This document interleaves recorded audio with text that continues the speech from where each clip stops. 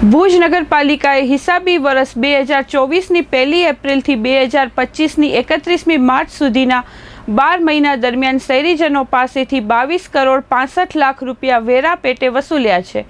ભુજ નગરપાલિકા દ્વારા મિલકત માલિકો પાસેથી મિલકત વેરા, શિક્ષણ ઉપકરણ ઉપરાંત પાણી, ગટર, સફાઈ, રોડ લાઇટ સહિતના સેવા ચાર્જ પણ વસૂલવામાં આવે છે। ભુજવાસીઓએ હિસાબી વર્ષ દરમિયાન 22 કરોડ 65 લાખ રૂપિયા નગરપાલિકાની તિજોરીમાં ઠાલવી દીધા હતા। જો કે વસૂલાતની રકમ દર મહિને કર્મચારીઓના પગારમાં જ ખર્ચાઈ જતી હોય છે। અત્રે ઉલ્લેખનીય છે કે હિસાબી વર્ષ 2022-23 દરમિયાન વિક્રમી 22.85 કરોડની વસૂલાત થઈ હતી।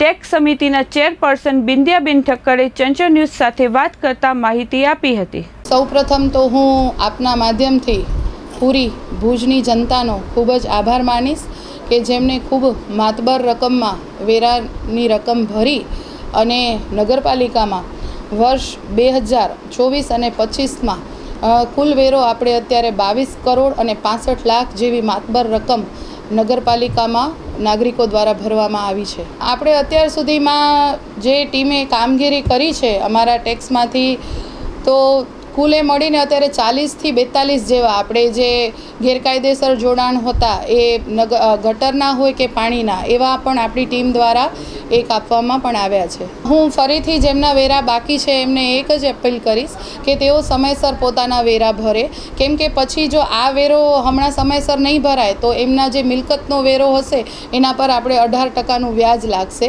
તો તમારા માધ્યમથી હું એમને ફરી કહેવા માંગીશ કે સમયસર વેરો ભરો અને આના પછીના જે 3 મંથ છે આપણે એપ્રિલ, મે અને જૂન એમાં આપણે દરેક જે વેરા ભરી રહ્યા છે નાગરિકો આપણે એમને 10%નું આપણે એમને રાહત આપીએ છીએ। તો મારી એવી જ અપીલ છે કે આવે લોકો અને પોતાના વેરા સમયસર ભરે અને આ વસ્તુનો લાભ લે।